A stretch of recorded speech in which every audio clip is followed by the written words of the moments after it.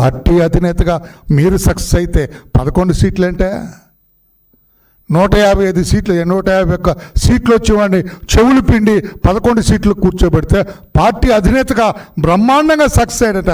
ఇంకొకటి పెద్ద this is the ఏమంటాం joke of the decade, family man గంట. ఫ్యామిలీ మ్యాన్ కంటే భార్యాభర్త, ఫ్యామిలీ అంటే భార్యాభర్త భారతీదేవి గారు మీరు సక్సెస్ అయ్యి ఉండొచ్చు. మీ ఫ్యామిలీలో తల్లి కూడా ఉన్నారండి, చెల్లి కూడా ఉన్నారండి, బావలు ఉంటారండి, అక్కలు ఉంటారండి, తమ్ముళ్ళు ఉంటారండి, చెల్లెళ్ళు ఉంటారండి, బాబాయిలు ఉంటారండి, బాబాయ్ కూతుళ్ళు ఉంటారండి, బాబాయ్ బిడ్డలు ఉంటారండి. వీళ్ళందరినీ కలిపితే ఫ్యామిలీ. రోజమ్మ, వీళ్ళందరినీ కలిపితే కదా ఫ్యామిలీ. భారతీదేవి, జగన్మోహన్ రెడ్డి ఇద్దరేనా ఫ్యామిలీ? నేను అర్థం చేసుకోలేకపోతున్నా. నీవన్న ఫ్యామిలీ భారతీ రెడ్డి గారు, జగన్మోహన్ రెడ్డి గారు, వాళ్ళిద్దరైనా ఫ్యామిలీ.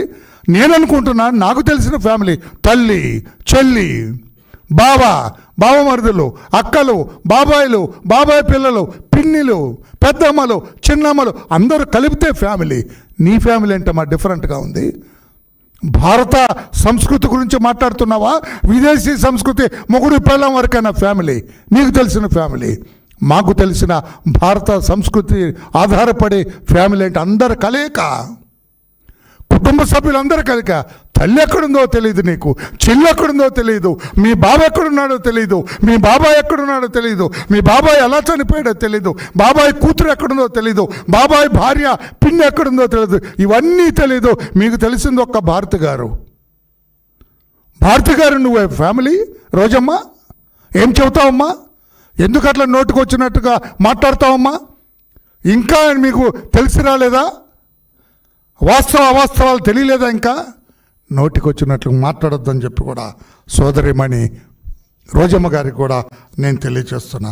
ఈ రోజున 9 సార్లు విద్యుత్ భారం మోపి వినియోగదారుల్ని ఇనప పాదం కిందేసి తొక్కేసిన జగన్మోహన్ రెడ్డి గారు ఈ రోజున ధర్నా చేస్తానని ముందుకు రావటం దొంగ నడిచినట్లుంది. మీకు ధైర్యం ఉంటే విద్యుత్ వెలుగులు నింపిన విద్యుత్ వెలుగులకు ఆద్యుడైన చంద్రబాబు నాయుడు గారి పరిపాలన, మీ 5 ఏళ్ల పరిపాలన, విద్యుత్ రంగం మీద ఓపెన్ డిబేట్కు రమ్మని ఛాలెంజ్ చేస్తున్నా. మీరు వచ్చినా సరే, ఆనాటి మీ మంత్రి పెద్దిరెడ్డి రామచంద్రారెడ్డి వచ్చినా సరే, నేను మా మంత్రి ఇద్దరం ఇటు పక్కన కూర్చుంటాం. మీ ఆనాటి మంత్రి పెద్దిరెడ్డి రామచంద్రారెడ్డి మీరు ఒక పక్కన కూర్చోండి. పాత్రికేయులే న్యాయ నిర్ణేతలుగా డిబేట్ చేద్దాం. మీ వల్ల విద్యుత్ వినియోగదారులకు భారం పడిందా, మా వల్ల పడిందా, ఓపెన్గా ఛాలెంజ్ చేస్తున్నానని చెప్పి కూడా జగన్మోహన్ రెడ్డికి తెలియజేస్తూ, ఈ పాప భారం అంతా జగన్మోహన్ రెడ్డి గారిదే. వినియోగదారుల మీద పడుతున్న ఈ భారానికి ఆద్యుడు, ముఖ్యుడు, అసలు దొంగ జగన్మోహన్ రెడ్డి గారు అని చెప్పి తెలియజేస్తున్నా. Thank you everybody. Any question on this, you are at liberty to ask me please. Thank you.